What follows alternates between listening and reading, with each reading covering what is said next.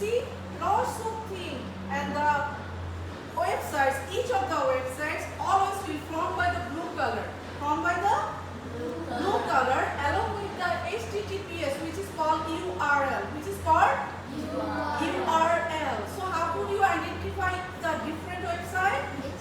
By the blue color text, by the blue color text, and along with the URL of HTTPS. Okay, HTTPS. So see here, many more websites has came.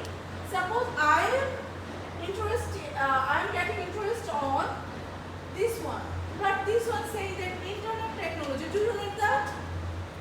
It is, the title is saying this is not related to my subject, right?